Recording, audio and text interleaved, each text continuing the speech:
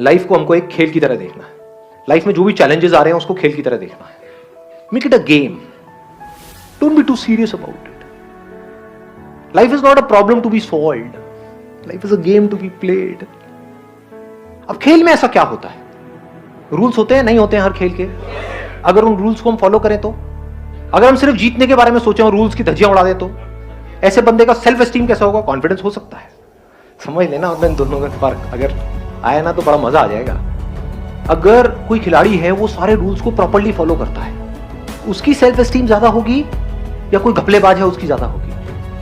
आराम से सोच के बोलो। मतलब खुद की नजर में कौन ऊपर होगा, जो आदमी ईमानदार है जो बेईमान है? ईमानदार है। ऐसे बढ़ती है सेल्फ एस्टीम। एग्जाम्पल दूं अगर मैं एक ऐसे बंदे का जिसको आप सब जानते हैं, महेंद्र सिंह धोनी, सबने नाम सुना है? समझ पा रहे हो मैं क्या कह रहा हूं? सिर्फ उस इंसान में कॉन्फिडेंस नहीं है, सेल्फ कॉन्फिडेंस नहीं है, वो तो है ही, सेल्फ एस्टीम भी बहुत तगड़ी है। सेल्फ एस्टीम कैसे बनती है? जो भी खेल आप खेल रहे हो उसके रूल्स को फॉलो करके। यानी कि चाहे कुछ भी हो जाए, गेम हारते हैं हार जाए, इंडिया हारती है हार जाए, चीटिंग नहीं करें, बेईमानी नहीं करें, तो धीरे धीरे क्या होता है, ऐसे आदमी की कैसी इमेज बन जाती है कि अगर अंपायर को भी कंफ्यूजन है कि भाई ये आउट है या नहीं है, तो उस बंदे की तरफ देखेगा तो उसका रिएक्शन क्या है। समझ गए? सेल्फ एस्टीम बढ़ने से क्या होता है, उस बंदे की आप शक्ल देखोगे तो वहां पर एक ठहराव नजर आएगा, पीसफुल होगा वो। That is self esteem, that is more important than anything else. Dhoni movie देखी आप लोगों ने? Yes sir. उसका एटीट्यूड देखा है? Yes sir. समझ रहे हो क्या होता है लाइफ में? जो अपने माइंड में ग्रेटेस्ट है, समझ गए ना, कि मैं जा रहा हूं बैटिंग करने के लिए, तू बस रन आउट मत करवा दियो।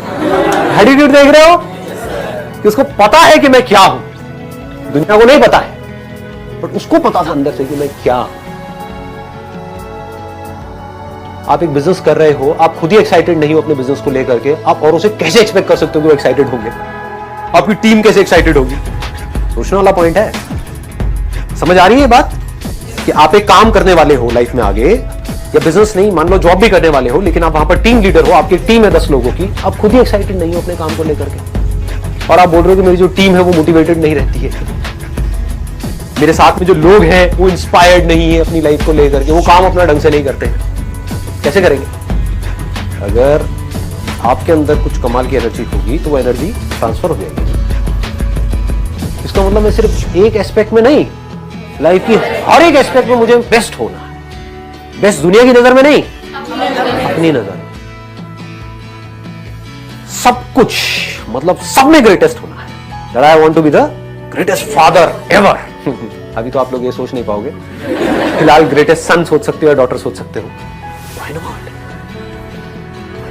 हो सकता है इमीडिएटली ना बन पाओ, लेकिन अगर बोलते रहे तो आज नहीं तो कल बन जाओ। I am the greatest daughter, I am the greatest son ever.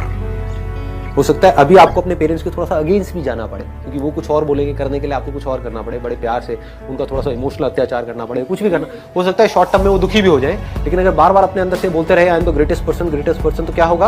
आज नहीं तो कल आप एक ग्रेटेस्ट सन या डॉटर भी बन जाओ, ग्रेटेस्ट हस्बैंड या वाइफ भी बन जाओ। ग्रेटेस्ट पर्सन मतलब क्या? कि जब मेरे अंदर से जो आ रहा है तो I have the courage to go for it, no matter what, then you are the greatest person. क्या सिर्फ हम लोगों से सीख सकते हैं या अपने आप से भी कुछ सीख सकते हैं?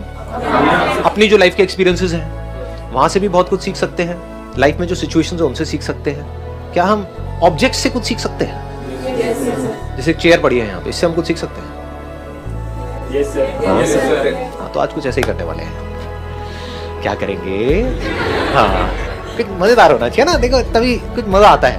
मेरा क्या है कि अनसर्टेनिटी होनी चाहिए। तो क्या करेंगे, आप में से कोई भी उठ करके कोई भी ऑब्जेक्ट का नाम बोलेगा। That could be anything. जैसे भाई साहब ने अच्छी सी टोपी लगाई हुई है तो यू कैन से कैप। और फिर अब हमें देखना है मिल करके कि हम कैप से क्या सीख सकते हैं। जिसने कैप पहनी है उससे नहीं, कैप से क्या सीख सकते हैं। इससे क्या होने वाला है? एक तो हमारी राइट ब्रेन की एक्सरसाइज होगी, यानी हमको सोचना पड़ेगा, अपनी मेमोरी से हम नहीं बोल सकते, रट करके नहीं बोल सकते, उसी में मजा आता है। That is real learning. तो आप में से जो भी बोलना चाहते हैं कोई भी ऑब्जेक्ट का नाम, वो खड़े होकर के बोलेंगे। कोई अश्लील मत बोलना कृपया करके। हाँ, कहीं कुछ ऐसा बोल जाओ कि भाई मेरे पास में कुछ हो ही ना बोलने के लिए, मैं चुपचाप बैठा रहा हूं। बोलो जी, आप में से कौन बोलना चाहता है? अलर्ट रहना बिल्कुल। जैसे ही ये बोलेंगे इमीडिएटली बाकियों के हाथ ऊपर होंगे, किस लिए कि इससे हम क्या सीख सकते हैं। हाँ बोलो, आप खड़े होकर के बोलो। Air conditioner. Air conditioner. Party शुरू करते हैं, एकदम तैयार। हाँ हमेशा कूल रहो, कोई भी सिचुएशन में, कैसा भी सिचुएशन होता है, be cool. Exactly, let's give a big hand for that.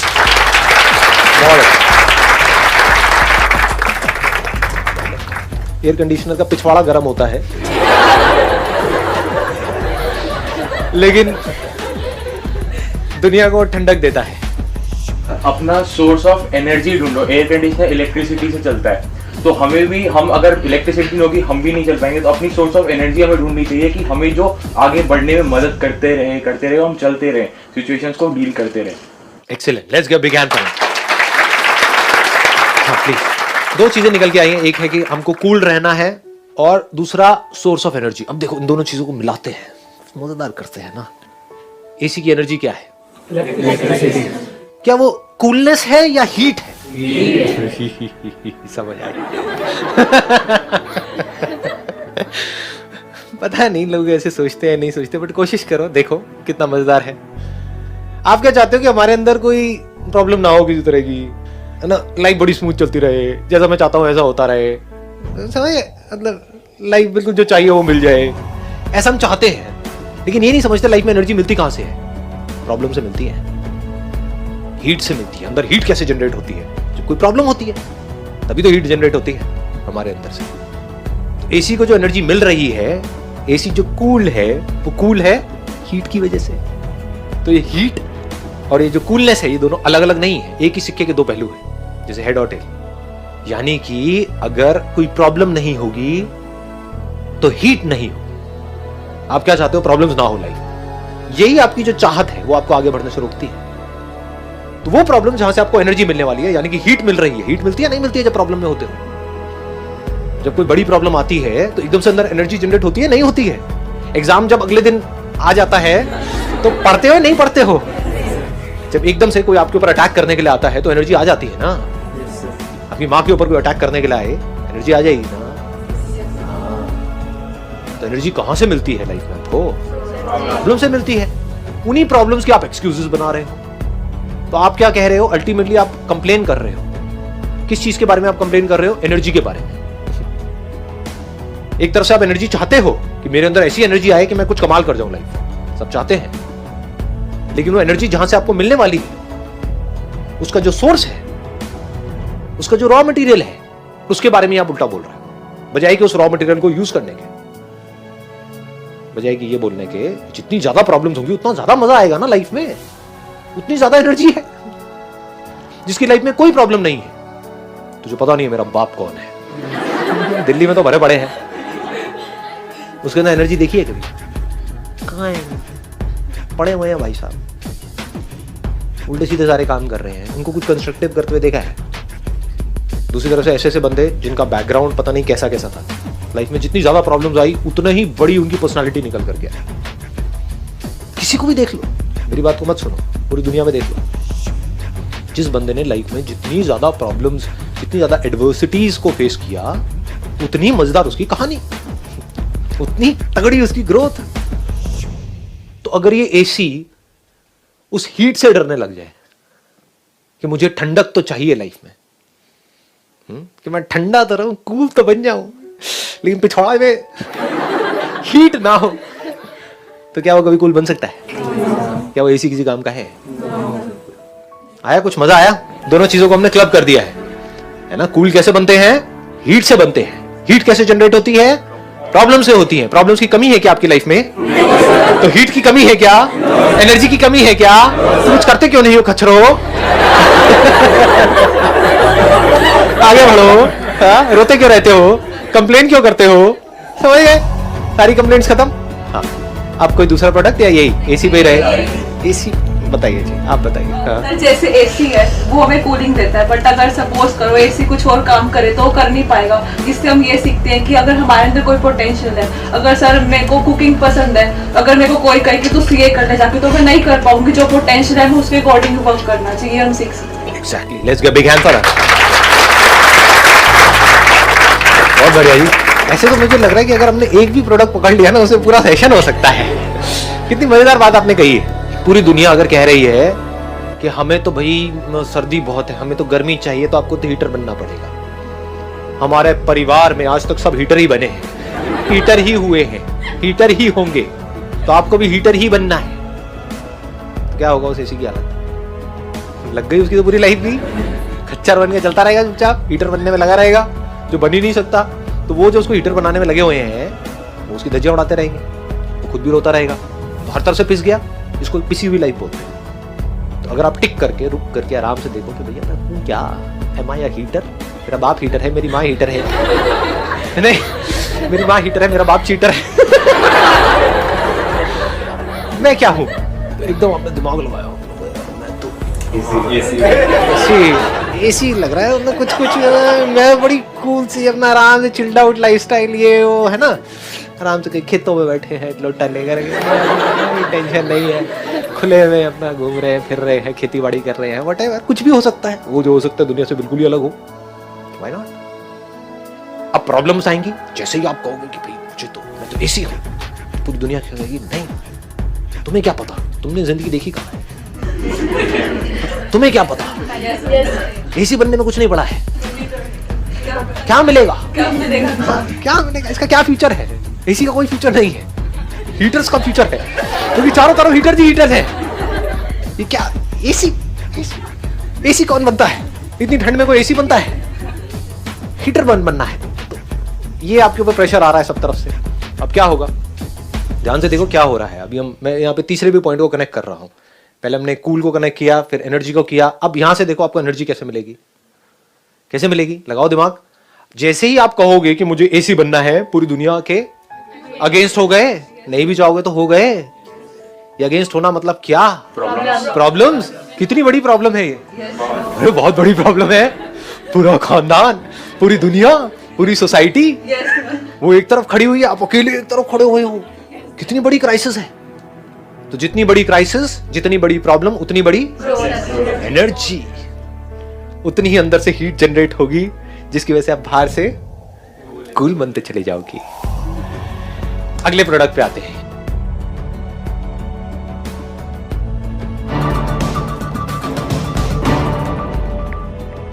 आज जो हम टॉपिक यहां पर टच करने वाले हैं, वो आज तक मैंने जितने भी सेशंस करे हैं, उन सब में से सबसे इंपॉर्टेंट टॉपिक वो है how to choose your career. कि जो पेरेंट्स हमसे एक्सपेक्ट करते हैं, कुछ हद तक वो एक्सपेक्टेशंस भी पूरी हो जाए, और जो हम करना चाहते हैं वो भी हम कर सकें, और आगे फाइनेंशियली ग्रो करने की जो पॉसिबिलिटीज है वो इनफाइनाइट। इससे पहले कि मैं आप लोगों को बताऊं कि ये चीज कैसे होती है, हमको क्या करना है, इसके लिए मैं आप लोगों से जानना चाहूंगा, आप लोग अपना करियर कैसे चूज करते हैं? सर, हम करियर चूज करते हैं जो हमारे पेरेंट्स आपस में सोचते हैं, जो बनना चाहते हैं, वो सोचते हैं कि इसमें हमारा चिल्ड्रन फाइनेंशियली सही सक्सेसफुल हो सकता है, और हो सकता है वो हमारे दिमाग में पहले से बचपन से सेट कर देते हैं कि आपको ये बनना है। और हम छोटे होते हैं तो हम सोचते हैं कि यही हमारे लिए अच्छा ऑप्शन होगा, इसमें सक्सेसफुल हो सकते हैं। फिर वो बच्चे वही करने लग जाते हैं, और फिर ये 90% बच्चे इससे छूटते हैं। मोस्टली क्या होता है कि फ्रेंड सर्कल के दबाव में आकर लोग 1.5 साल में आकर कर लेते हैं, फ्रेंड ये करना तो हम भी ये करते हैं। सर बेसिकली जो होता है वो पेरेंट्स हमारे बोलते हैं कि 2 साल पहले उसने वो करा था, जो सक्सेस है वो जो है तेरे बड़े भैया जो है वो आज यूएस में बैठे हैं, ये जॉब कर रहे हैं। हाँ, तो बेसिकली ये कहते हैं कि तू भी ये कर ले, तू भी उसकी तरह स्टैंड हो जा। कोई इंटरेस्ट के बारे में बात नहीं करता कि हमारा इंटरेस्ट किसमें है, इसमें नहीं। सर वो पेरेंट्स जब हमसे पूछते हैं कि आप ये नहीं करना, वो नहीं करना, तो बताओ क्या करना है, तो सर कई बार ये भी होता है कि हमारे पास ये जवाब नहीं होता, हम क्या करें, हमें यही नहीं पता।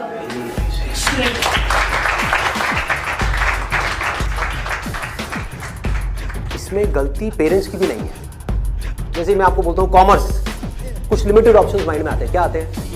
सीए आता है, और बीकॉम आता है, और बीबीए आता है, एमबीए आता है, सीएफए आता है, और कोई ऑप्शन आता है? आता ही नहीं। तो ध्यान से देखो क्या हो रहा है। हम सब बच्चों की सोच एक जैसी, सब पेरेंट्स की सोच एक जैसी है। तो ये पेरेंट्स की सोच किसने बनाई? क्या उनकी गलती है? इस पूरी की पूरी सोसाइटी ने मिलकर बनाई। पेरेंट्स की सोच बनी, और पेरेंट्स से बचपन से आज तक जो उन्होंने सुना, देखा, करा, वहां से आपकी सोच बनी आपके पेरेंट्स से। तो अल्टीमेटली आप में और आपके पेरेंट्स में कोई फर्क नहीं है, उनको ब्लेम मत करो। आपकी सोच भी उनके जैसी ही है। अगर नहीं है तो बताओ कोई और ऑप्शंस। नहीं आते ना माइंड में। साइंस में बोलता हूं, साइंस बैकग्राउंड, क्या ऑप्शंस आते हैं माइंड में? इंजीनियरिंग। इंजीनियरिंग में भी क्या आता है? जैसे इंजीनियरिंग वर्ड आता है क्या आता है माइंड में? IIT आता है, ठीक है। मेडिकल में क्या आता है? MBBS, सर्जन्स, और कुछ? बस यही है। देखो हमारी सोच कितनी लिमिटेड हो गई है। माइंड में कुछ आता ही नहीं है तो करेंगे कैसे? आपके माइंड में कुछ आएगा तभी तो वो चीज होगी। अगर माइंड में हिमालय नाम का पहाड़ होगा तभी तो उस पर चढ़ोगे।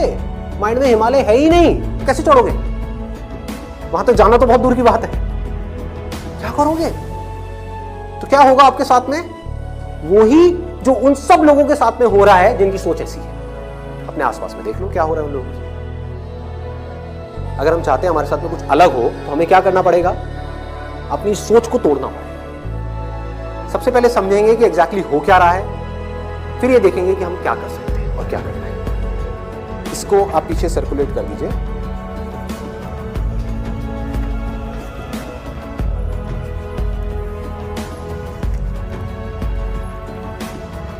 इसमें लिखा है how to choose a career. अच्छा, पढ़ाई में हमको आगे बढ़ने के लिए, मान लो जैसे मैंने बोला साइंस बैकग्राउंड, तो माइंड में क्या आया? इंजीनियरिंग आया, इंजीनियरिंग से IIT आया, IIT से कोटा आया, या और ये जो तैयारी वाले इंस्टीट्यूट्स हैं वो आए, वहाँ पर जाओ, जा करके तैयारी करो, यही सब होता है। तो अब अगर आपको इस रास्ते पे सक्सेसफुल होना है, ये मतलब आपको IIT में पहुँचना है, IIMs में पहुँचना है, मेडिकल में टॉप कॉलेज में पहुँचना है, तो क्या चाहिए? हार्डवर्क से काम हो जाएगा।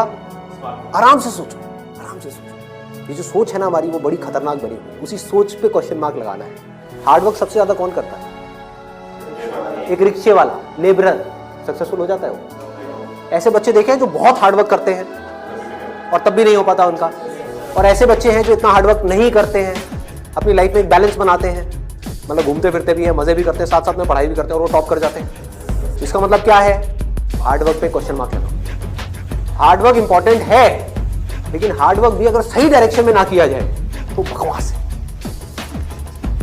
सक्सेस यहां है, आप वहां भाग रहे हो पूरी जान लगाकर, पागलों की तरह, तभी सक्सेसफुल हो सकते हैं। हार्डवर्क तो कर रहे हो, क्यों नहीं हो सकते? डायरेक्शन ही गलत है। सबसे पहले क्या चाहिए? एक सही डायरेक्शन चाहिए, सबसे पहले, मोस्ट इंपॉर्टेंट। मतलब कि जिस डायरेक्शन में हम भाग रहे हैं, पहले हमको उसको समझना है कि हम सही डायरेक्शन में भी भाग रहे हैं या इसलिए भाग रहे हैं क्योंकि सब भाग रहे हैं। या ये कहो, हो सकता है ये जो सब भाग रहे हैं उसमें से कुछ लोगों के लिए वो डायरेक्शन सही हो, हमारे लिए गलत हो। समझ पा रहे हो? पता कैसे चलेगा? कैसे पता लगेगा? एक्सीलेंट। देखो क्या है, सिर्फ दो पैरामीटर्स हैं जिसके ऊपर हमको दिमाग लगाना है। एक है कंपटीशन, एक है कंसंट्रेशन पावर। जहां पर भी कंपटीशन ज्यादा है, मतलब क्या है कि वहां पर लाखों बच्चे ट्राई कर रहे हैं, होना कितनों का है? 1%, 2%, 3%। रियलिटी है, मैं कुछ भी हाइपोथेटिकल बात नहीं करता। क्या ये जो लाखों बच्चे ट्राई करते हैं, कोई भी ये सोच करके ट्राई करता है?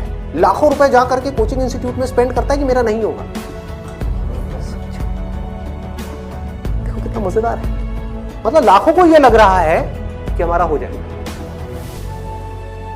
तो अब सबसे पहला यहां पर जो क्वेश्चन पूछना है, जो ना अभी पेरेंट्स पूछ रहे हैं ना बच्चे खुद पूछ रहे हैं, वो अपने आप से पूछना है, वो ये कि मेरी कंसंट्रेशन पावर्स कैसी है। सिंपल है ना, इसमें कोई कॉम्प्लिकेटेड है? कि अगर आपको इन कॉम्पिटिटिव एग्जाम्स में कॉम्पीट करना है, दिन में 10-10 घंटे पढ़ना है, 15-15 घंटे पढ़ना है, उससे भी काम नहीं होने वाला, क्योंकि बहुत लोग पढ़ते हैं फिर भी नहीं कर पाते। तो इसका मतलब क्या है? आपको अपने आप से सच बोलना। अभी बड़ा टेढ़ा काम, क्योंकि दुनिया में हमारी आदत क्या पड़ी हुई है? झूठ बोलने की। किसी से भी जाकर के पूछो, हाँ भाई तेरे में पोटेंशियल है, कर लेगा IIT? हाँ मैं तो कर लूंगा, मैं तो कर लूंगा। फिर हुआ क्यों नहीं? हुआ क्यों नहीं? अरे वो लक साथ नहीं हो पाया, कोई वजह होगी, नहीं हो पाया। मतलब क्या था? डायरेक्शन ही गलत थी, स्टार्टिंग ही गलत हो गई। अब आप कैसे ये डिसाइड करोगे कि आपकी कंसंट्रेशन पावर स्ट्रांग है या नहीं है? माइंड की थोड़ा सा डेप्थ में जाता है। कैसे डिसाइड करोगे? जब भी आप किसी कॉम्पिटिटिव एग्जाम में कॉम्पीट कर रहे हो, तो आपको ये देखना होगा आपके कॉम्पिटिटर्स कौन है। फॉर एग्जाम्पल, आप एक रेस में भाग रहे हो, आपके साथ में कोई एथलीट जिसने 10 साल प्रैक्टिस करी है रेस में भागने की, आप कभी नहीं भागे, धीरे धीरे जॉगिंग करी है, लेकिन रेस में कभी तेज नहीं भागे, जीत पाओगे उससे? करो हार्डवर्क। वो 10 साल से भाग रहा है और वो रुकने वाला नहीं है, उसके पास में पूरा का पूरा एक मोमेंटम है, वो अगले 2 साल तक भी ऐसे ही भागने वाला जैसे वो 10 साल से भागता आया है। आप अभी भागना शुरू करें तो पहले अपनी कॉन्सेंट्रेशन पावर्स को कंपेयर करना है किसी और के साथ। That is going to be a realistic solution. ठीक है, थियोरेटिकल क्या है? माँ बाप कह रहे हैं बच्चों को भागो, बच्चे भी अंदर से कह रहे हैं भागो, यही हो रहा है, करेंगे करेंगे करेंगे करेंगे करेंगे, चार्ज अप हुए पड़े पागलों की तरह। इनको ये नहीं समझ पा रहा कि मेरे अंदर वो स्ट्रेंथ है भी या नहीं है। बहुत बारीक बात है, अगर इसको हमको समझ आए तो। एक बॉक्सिंग रिंग में आप हो, ठीक है, तो सामने देखो कि जो बॉक्सर है वो है कौन जिससे आप लड़ने के लिए जा रहे हो। इसी को तो कंपटीशन बोलते हैं। तो अगर उस कंपटीशन को आपको जीतना है, और जीतना ही है, हारना किसको है? किसको अपने माँ बाप के पैसे डुबोने हैं, किसको अपनी लाइफ खराब करनी है? जीतना ही है। तो जीतने का क्या तरीका है? पहले अपने कॉम्पिटिटर्स की स्ट्रेंथ को समझ जाओ, समझ लो कि आप कॉम्पीट कर किसके साथ में रहे। वो कैसे समझोगे? रियलिस्टिकली अपने आप से पूछो, अपने स्कूल के बैकग्राउंड के बेस पे या जो भी आज तक आपने किया है उसके बेस पे। कुछ बच्चे होते हैं जिनको एक चैप्टर है, मान लो एक बुक, उसको पूरा याद करने में या समझने में 1 घंटा लगता है। आपको कितनी देर लगती है? 5 घंटे, 6 घंटे, 10 घंटे या आधा घंटा? ये पूछो अपने आप से। Then you will be able to जज your strength in comparison to your competitors.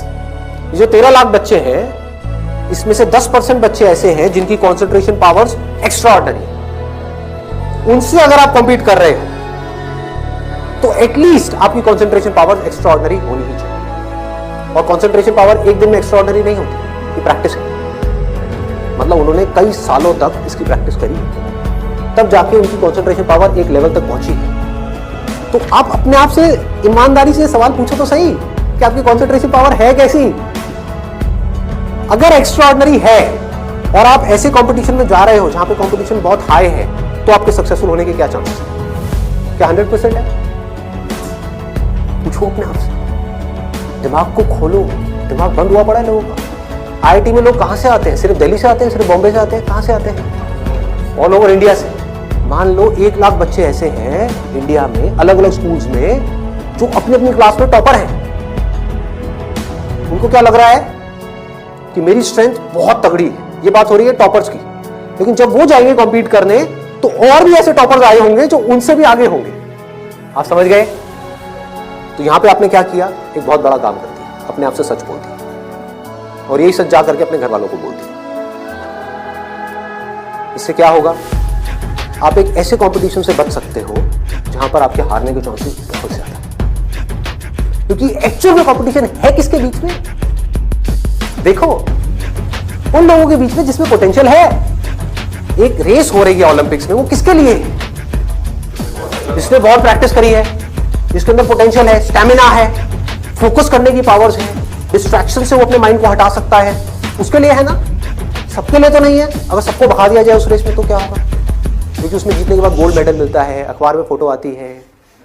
अखबार में फोटो आती है ना, इन कोचिंग इंस्टीट्यूट्स की फोटो आती है, नाम लिखे होते हैं, ऑल इंडिया रैंक ये है ये है ये है। उसको देख करके क्या होता है माँ बाप की हालत? उनको उसकी फोटो नहीं दिख रही होती, अपने बच्चे की फोटो दिख रही होती है।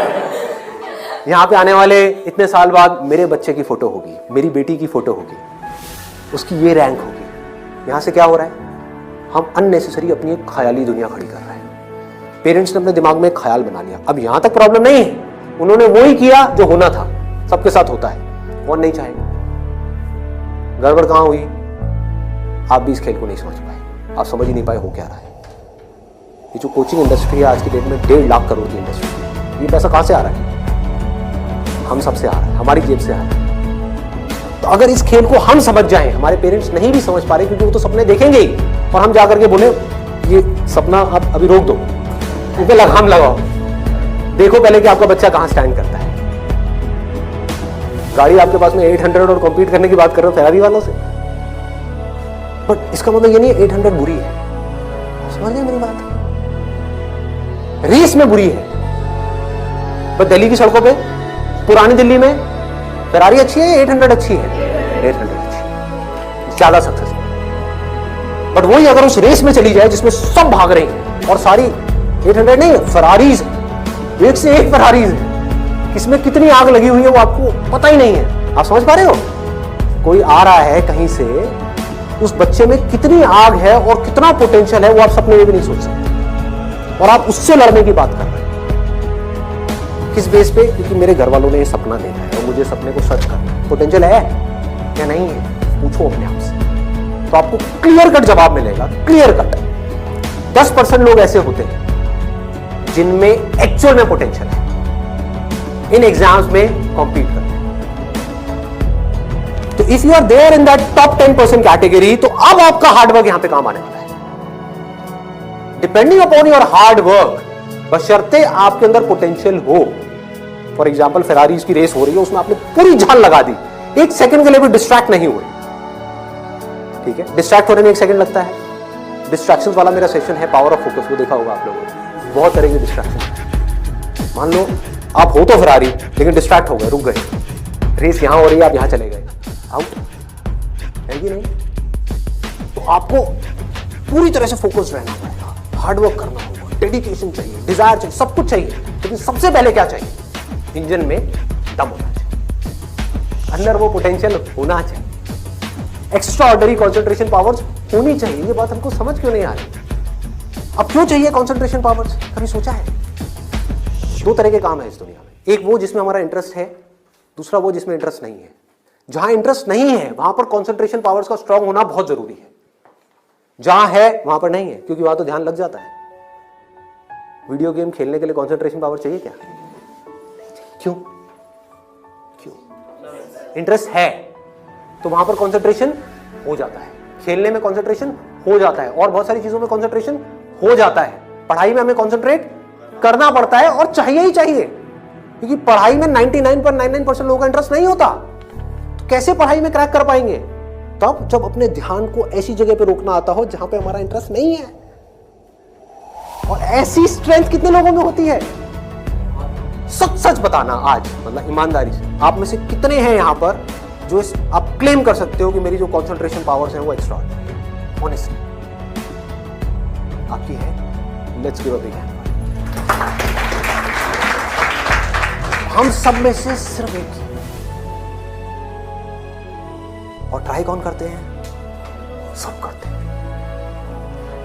मेजॉरिटी ऑफ पीपल, सब तो नहीं कह सकते, मेजॉरिटी ऑफ पीपल है ना। खतरनाक क्यों? और एक बहुत बड़ी चीज हुई है अभी, आप में से सिर्फ एक ने अपना हाथ उठाया, बाकी ने नहीं उठाया। इसका मतलब आपने क्या किया? सच बोला, एक्सेप्ट कर लिया। अगर अपने घर पे भी एक्सेप्ट कर लो तो क्या होगा? खेल शुरू होने से पहले ही खत्म हो गया। अगर ये मेजॉरिटी ऑफ बच्चों को समझ आ जाए, इंडिया में लाखों बच्चे मेरी वीडियोस देखते हैं, उनको समझ आ जाए और वो अपने आप से सच बोल दें, अपना हाथ ऊपर ना करें, अपने घर पे जाकर के बोल दें मेरी कॉन्सेंट्रेशन पावर एक्स्ट्रा ऑर्डिनरी नहीं है। हाँ, मेरी क्लास में कुछ 4 बच्चे हैं, उनकी है, तो वो भी कॉम्पीट करने जा रहे हैं, उनको करने दो। मुझे नहीं लगता कि मैं जीत पाऊं इस खेल में। हाँ, कुछ और ऐसे खेल है जहां पर मैं फाड़ दूंगा, तो क्या होगा? अब क्या आपके पेरेंट्स भेजेंगे आपको? पहले ही बोल दो, आपने भेजना है भेज दो, लेकिन आपका पैसा डूबेगा। 5 लाख डुबोने हैं, डुबो दो। भेजना है भेज दो, मुझे पता है मेरा नहीं हो पाएगा। ये झूठ है, ये नेगेटिव थिंकिंग है, या ये रियलिस्टिक थिंकिंग है? समझो, realistic thinking, that is the biggest thing जो हमको समझना है। पॉजिटिव थिंकिंग का लोग मतलब क्या निकालते हैं कि मेरे पास में मारुति 800 है, और मैं ये एक्सेप्ट ही ना करूं कि मेरे पास में मारुति 800 है, मैं अपना एक ख्याल बना लूं कि मेरे पास में फेरारी है, और जाकर के कॉम्पीट करूं ऐसे लोगों के साथ में जिनके पास में एक्चुअल में फेरारी है। फर्क पता लग रहा है? और ऊपर से अपने आप को पॉजिटिवली अंदर से मोटिवेट करता रहा। घर वाले भी मुझे रोज फोन करके, नहीं बेटा तू कर सकता है, कर सकता है, कर सकता। रियलिटी को देखो ही ना, अपनी स्ट्रेंथ को देखो ही ना, अपनी आंखें बंद कर लो, सच बोलो। जीत सकते हो तो लड़ो, नहीं जीत सकते तो कोई ऐसी जगह पे जाओ जहां पे आप जीत सकते हो, या बेटर स्टिल जहां पे कोई कंपटीशन ही ना हो। आगे बढ़ते हैं। दूसरा क्या है? ये तो हो गई पहली कैटेगरी, एक्स्ट्रा ऑर्डिनरी, जो यहां पर अभी कोई भी नहीं मिला, सिर्फ एक मिला है। दूसरा है ऑर्डिनरी। 90% लोग एक क्लास में 90% स्टूडेंट्स इंडिया में वो इस सेगमेंट में आते हैं। अब मजे की बात क्या है, ये जो कोचिंग इंस्टीट्यूट्स हैं इनकी दुकानें कैसे बच्चों से चल रही है? ऐसे बच्चों से। कुछ रोल मॉडल्स दिखा करके देखो हमारे इंस्टीट्यूट से ये है, उन्होंने ये कर दिया, जनता को लेकर के आएंगे। जितनी ज्यादा भीड़ आ जाए उतना अच्छा। तो इस पूरी प्रॉब्लम को अगर सॉल्व करना है तो कौन करेगा? एक स्टूडेंट ही कर सकता है। आप चाहो तो स्टैंड ले सकते हो। स्टैंड मतलब क्या? सच बोल, ऑर्डिनरी लोग 90% ये कहां जा रहे हैं? हाईली कॉम्पिटिटिव फील्ड्स में जा रहे हैं। क्यों जा रहे हैं? क्योंकि सब जा रहे हैं, क्योंकि उन्हें लग रहा है कि मेरा हो जाएगा। मैं ये नहीं कह रहा कि अगर आप एक ऑर्डिनरी हो और एक हाई कॉम्पिटिशन वाली फील्ड में जा रहे हो तो आपका नहीं हो। I am not saying that the possibility is 0%, I am saying possibility is 1%। Genuine है वो भी तब है अगर आप मेहनत करो तो। अगर वहां जाकर के मेहनत ही ना करो तब तो बिल्कुल नहीं होगा। अगर आप बहुत मेहनत करो तो 1%। क्योंकि मैं हिम्मत नहीं तोड़ूंगा ऐसे लोगों की। लाखों ऐसे स्टूडेंट्स हैं जो आज की डेट में ऐसा कर रहे हैं। बट ये वीडियो मैं सिर्फ अभी करंट सिचुएशन के लिए नहीं बना रहा, मैं आगे तक देख रहा हूं। आने वाले 30 साल, 50 साल, 100 साल आगे तक देख करके चलो कि इंडिया की प्रॉब्लम्स का अगर हमको सोल्यूशन निकालना है, अनएम्प्लॉयमेंट का सोल्यूशन निकालना है, डिप्रेशन का सोल्यूशन निकालना है, तो वो सोल्यूशन क्या है? मेरी सोच वहां पर चले। इसकी वजह से होगा क्या? अभी जो ऑलरेडी ऐसे ऑर्डिनरी स्टूडेंट्स हैं और वो ऐसी जगह पे चले गए, उनकी हिम्मत टूट जाएगी इस वीडियो को देखकर। तो मैं उनको क्या कहूंगा? उम्मीद है, लगा दो चाह। बस साथ में क्या कहूंगा उन पेरेंट्स को जो अब ऐसा गेम खेलने वाले हैं, उन स्टूडेंट्स को क्या कहूंगा? वो सुनो जो मुझे देख रहे हैं, बस कि अपने पेरेंट्स को जाकर के कहो मुझे नहीं लगता कि मेरे में पोटेंशियल है, मुझे नहीं लगता कि मैं कर पाऊंगा। हाँ 1% चांस है। सच बोल, बोलो मैं ये नहीं कह सकता मैं कर ही नहीं सकता, 1% चांस है। 99% चांस है मैं नहीं कर पाऊंगा। मैं जानता हूं अपने आप नहीं जानते, मैं जानता हूं।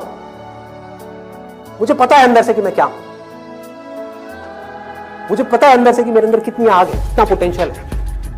मैं अपने दोस्तों के साथ में बैठ के पढ़ा हूं, मुझे पता है अंदर से कि मैं क्या हूं। तो आप क्या कहोगे? सच बोलोगे अपने घर वालों को जाके कि देखो अगर आप मुझे 2 साल तक की कोचिंग कराओ, उसमें मान लो लाख रुपए साल की फीस हो गई, प्लस रहना खाना पीना व्हाटएवर इट इज, टोटल मान लो 2 साल में कितना खर्चा आया? 4-5 लाख, 5 लाख मान लेते हैं। तो आप बोलोगे अपने घर वालों को जाकर के, अगर अभी भी ये सब सुनने के बाद भी आप कहते हो कोई बात नहीं बेटा 1% चांस है तू कर ले, तो मैं आपको एक बेटर ऑप्शन देता हूं प्रैक्टिकल रियलिटी के बेस पे। यहां पे अगर आपके पेरेंट्स आपके ऊपर दाव लगाते हैं, जीतने के चांसेस क्या है पेरेंट्स के? 1:100। इससे बेटर ऑप्शन क्या है? गोवा जाओ। Seriously, I am serious about it, मजाक नहीं कर रहा। गोवा जाओ, वहां पे कैसीनोज है। वहां पे अगर आप 5 लाख रुपए लगाते हो, एक रूले करके गेम है, पता है आप लोगों को? सारे जुआरी हैं क्या यहाँ पे? रूले गेम है जिसमें बॉल घुमाते हैं, 36 नंबर होते हैं और एक 0 होता है। वहां पे अगर आप 1 नंबर पे पैसा लगाते हो और वो नंबर आ जाता है तो 1 रुपए आपका बन जाता है 36 रुपए। जीतने की प्रोबेबिलिटी क्या है? 1:37। यहां पर क्या है? 1:100। वहां पर क्या है? 1:37। मतलब इससे डबल से भी ज्यादा है। तो अपने पेरेंट्स को सजेशन दो कि जुआ खेलना ही है, ये बेटर ऑप्शन है। खेलते हैं ना, मेरी जिंदगी क्यों दांव पे लगा रहे हो? मुझे तो बचने दो। अरे खेलना है तो मिलके खेलते हैं। जाओ अपने पेरेंट्स के साथ में, उनको गोवा लेकर के जाओ, अपनी पार्टी करना, और एक दिन जाना ले आकर के 5 लाख रुपए एक टेबल पे रख देना। अगर वो नंबर आ गया तो कोई भी नंबर चूज कर लो। आपके पेरेंट्स चाहते हैं आप नंबर 1 पे आओ, ऑल ओवर इंडिया में आपकी नंबर 1 रैंक आए, तो 1 नंबर पे पैसा लगाओ। वहां भी 1 नंबर पे पैसा लगा रहे हैं, यहां भी 1 नंबर पे पैसा लगाओ। अगर वो 1 नंबर आ गया तो कितना मिलेगा? 5 लाख का 1,80,00,000। 1,80,00,000 उसको उठा करके बैंक में एफडी कराओ। कितना इंटरेस्ट आएगा? 12% तो टाइम गया। आप मान लो टैक्स वैक्स काट के 7-8% भी आ गया आपके हाथ में, महीने का ₹1,00,000, साल का 12 लाख। सोचो क्या ये प्रैक्टिकल है या नहीं है? जो बात मैंने बोली है थ्योरेटिकल है, प्रैक्टिकल है। वहां भी जुआ है, यहां भी जुआ है। आप भी बोल रहे हो हाँ शायद मेरा हो जाएगा, पेरेंट्स भी कह रहे हैं हाँ शायद इसका हो जाएगा। प्रोबेबिलिटी हमारे सामने है, आपके होने की जो प्रोबेबिलिटी है वो हमारे सामने है। हाँ, अगर आप एक्स्ट्राऑर्डिनरी में हो तो बात अलग है, तो उसकी बात नहीं करना। वहां पर आ गई 10% से 100%, तो वहां पर जुए का कोई कंपैरिजन नहीं, ठीक है ना। बट अगर आप ऑर्डिनरी में हो और वहां पर जाकर के आप कॉम्पीट कर रहे हो, इससे बेटर ऑप्शन है जुआ। और घर वाले कहेंगे पैसा डूब गया तो जुए में, तो बोलो वो तो यहां भी डूब रहा है, हाँ? यहां भी तो डूब रहा है। फर्क क्या है? इसको बोलते हैं एक रियलिटी के बेस पर समझ करके, सोच करके लिया हुआ डिसीजन। तो अब तीसरा ऑप्शन क्या है हमारे पास? कोई ऐसा करियर चूज करो, देखो कितना मजेदार है, जहां पे आपको कंसंट्रेशन पावर की जरूरत ही ना हो, not required. If you love singing, concentration power चाहिए क्या? नहीं चाहिए, हो जाएगा। किसी खेलने में इंटरेस्ट है तो वहां पे कंसंट्रेशन पावर बहुत स्ट्रांग चाहिए क्या? हो जाएगा, घंटों तक हो जाएगा। एक है कंसंट्रेट करना पड़ता है, एक है कंसंट्रेशन हो जाता है, दोनों में बहुत फर्क है। इंटरेस्टिंग है तो कंसंट्रेशन हो जाता है, इंटरेस्टिंग नहीं है, बोरिंग है तो कंसंट्रेट करना पड़ता है, फिर चाहे वो पढ़ाई हो चाहे जॉब हो। ये छोटी सी सोच है, समझ चाहिए। अब यहां पे क्या चलेगा, इन फील्ड्स में कंपटीशन क्या है? आर्ट हो गया, स्पोर्ट्स हो गया, कोई भी क्रिएटिव फील्ड हो गई, वहां पे कंपटीशन क्या है? बहुत ज्यादा है उन लोगों के लिए जो मीडियोकर है। लेकिन अगर आपके अंदर टैलेंट है, कोई कंपटीशन नहीं है, क्योंकि दोनों का आपस में कंपैरिजन किया ही नहीं जा सकता, कोई नंबर्स नहीं है ना। ध्यान से समझो, जैसे आप किसी एग्जाम में जाते हो तो एक कंपेयर किया जा सकता है आपको किसी से, क्योंकि आपके आए 90%, किसी और के आए 99%, तो कंपैरिजन है। टैलेंट में क्या है? आपके अंदर एक तरह का टैलेंट है, किसी और के अंदर और कोई तरह का टैलेंट है। आप जो कर सकते हो वो नहीं कर सकता, वो जो कर सकता है वो नहीं कर सकता। एक सिंगर है, उसकी अलग तरह की आवाज है, कोई और सिंगर है, उसकी अलग तरह की आवाज है। अब यहाँ पे भी एक छोटा सा प्रॉब्लम है। प्रॉब्लम क्या है यहाँ पर? प्रैक्टिकली आप लोग बताओ कि प्रॉब्लम क्या है यहाँ पर इस तरह का कुछ करने में? स्कोप क्या होगा, क्या नहीं होगा? देखो, अगर टैलेंट हो तो स्कोप होगा या नहीं होगा? Not obvious. टैलेंट कैसे डेवलप होता है? प्रैक्टिस। और ये भी तभी काम आएगा जब इंटरेस्ट होगा, समझ गए ना। जितना ज्यादा इंटरेस्ट होगा उतना ही ज्यादा पैशन होगा, जितना ज्यादा पैशन होगा उतना ही ज्यादा पैशन के साथ प्रैक्टिस करोगे, जितना प्रैक्टिस करते चले जाओगे उतना ही टैलेंट बढ़ता चला जाएगा, जितना आपका टैलेंट बढ़ता चला जाएगा आपके लिए कंपटीशन उतना ही कम होता चला जाएगा। क्लियर है ना? बट आप इन सारे रूट से भागने के लिए वहां पर जा रहे हो तो भगवान ही मालिक है, समझ गए। पढ़ाई के टॉर्चर से बचने के लिए जबरदस्ती कोई ऐसा काम नहीं है जो आपको बहुत इंटरेस्टिंग लगता है फिर भी आप कर लो, आपको हाँ ये सही है, तो आपका वही हाल होगा जो वहां पे कंपटीशन में बाकी लोगों का होगा। मतलब आपको जेन्युइनली चूज करना होगा कोई ऐसा interest which you are extremely passionate, extremely passionate. इससे भी एक स्टेप आगे बढ़ते हैं। यहाँ पे प्रॉब्लम एक है, बहुत सिंपल सी, जो मेरे पास में कमेंट्स आते हैं कि हमें पता ही नहीं है कि ऐसा इंटरेस्ट क्या है। I don't know what that interest is. मेरे लिए ऐसा कोई इंटरेस्ट नहीं है, कोई ऐसा टैलेंट नहीं है, कोई ऐसी स्किल नहीं है जो मैं कह सकूं कि हाँ इसके बेस पे मैं अपनी पूरी लाइफ स्टेक पे लगा सकता हूँ। इनके लिए क्या सोल्यूशन है? आपके घर वाले चाहते हैं आपको डिग्री मिले, आप चाहते हो कुछ अपना करना, फाइनेंशियली भी सक्सेसफुल हो जाओ, तो उसका ऑप्शन क्या है? ये रहा। यानी कि आप बहुत ज्यादा टफ एग्जाम्स को क्रैक नहीं कर सकते, बहुत ज्यादा टफ पढ़ाई नहीं कर सकते, लेकिन आप पढ़ सकते हो। तो आप एक ऐसी फील्ड चूज करते हो जहां पे कंपटीशन लो है, जहां पे कंपटीशन कम है, और अगर वहां पर आप स्मार्ट वर्क करने लग जाओ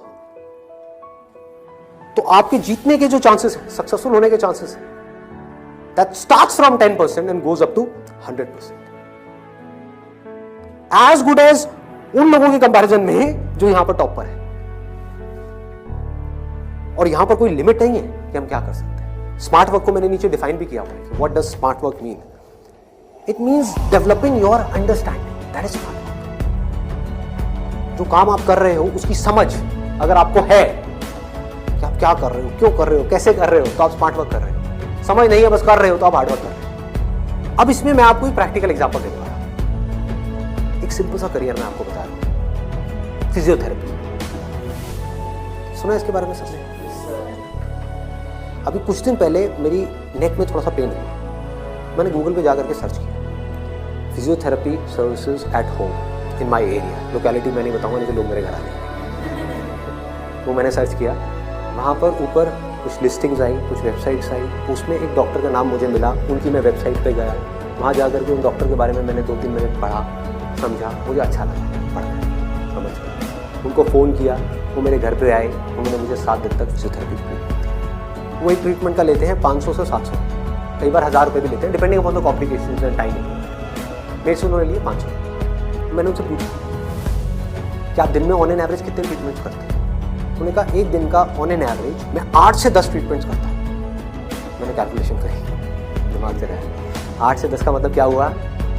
4 से 5,000 रुपये एक दिन का, एक महीने का नहीं, एक दिन का। कितना हो गया एक महीने का? लाख से 1.25 लाख रुपए।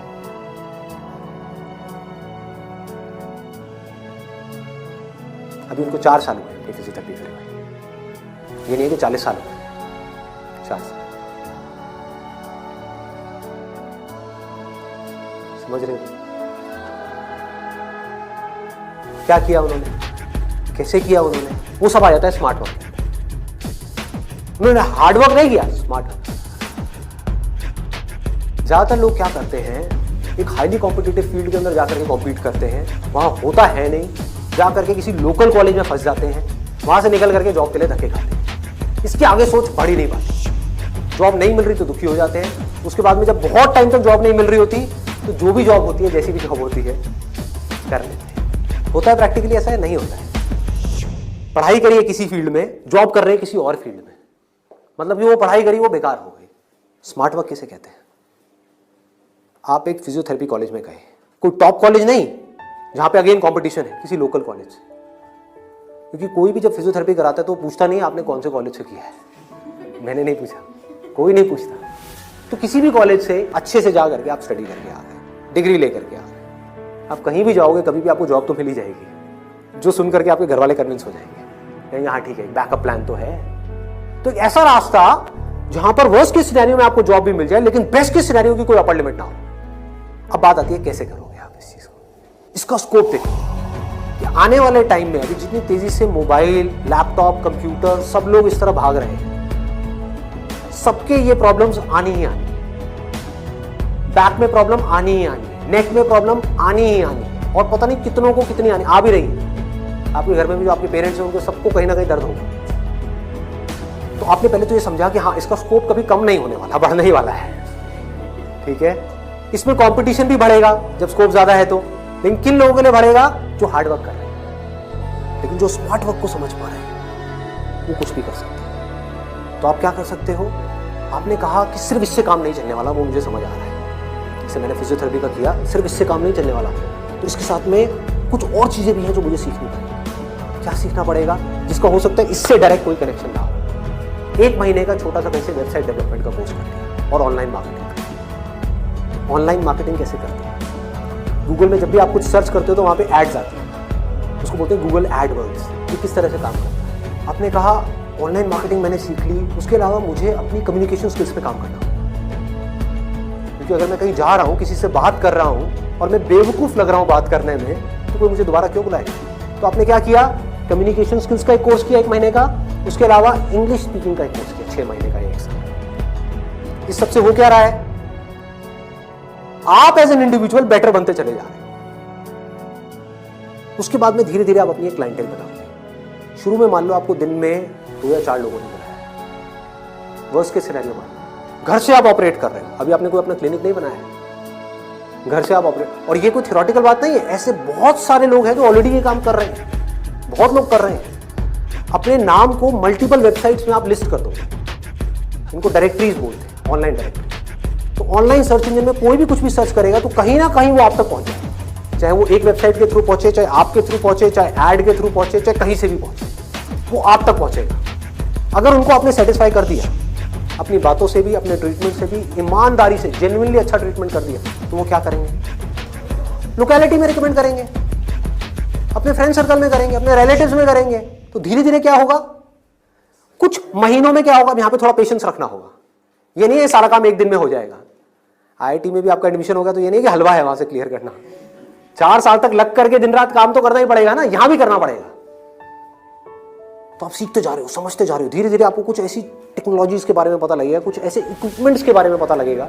इसमें हजारों तरह के इक्विपमेंट्स हैं, हजारों तरह की चीजें हैं, अलग अलग तरह के ट्रीटमेंट्स के लिए। इतनी बड़ी फील्ड है ये। आप आने वाले टाइम में फिजियोथेरेपी का एक ऐसा क्लिनिक बना सकते हो अपनी सिटी में या कहीं पर भी, जो अपने आप में स्टेट ऑफ द आर्ट हो, मतलब ऐसा जो पूरे इंडिया में ना हो। और क्लिनिक आप ऐसे करते करते धीरे धीरे, अभी 1 दिन में या 2 दिन में नहीं होगा, मान लो 5 साल में होगा, 10 साल में होगा, 20 साल में होगा।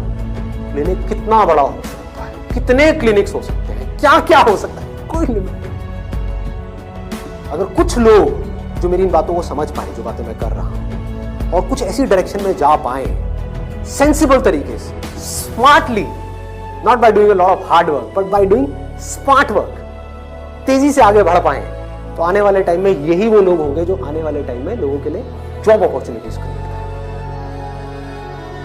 अंदर से एक ये फीलिंग होनी चाहिए कि मुझे लोगों की प्रॉब्लम्स को सॉल्व करना है। अगर मैं कर पाया तो मेरी प्रॉब्लम्स तो सारी अपने आप सॉल्व हो जाएंगी, तो लोग करेंगे ना। अगर आपने किसी के दर्द का इलाज कर दिया तो वो आदमी आपको पता है क्या कहेगा, बताओ आपको क्या चाहिए।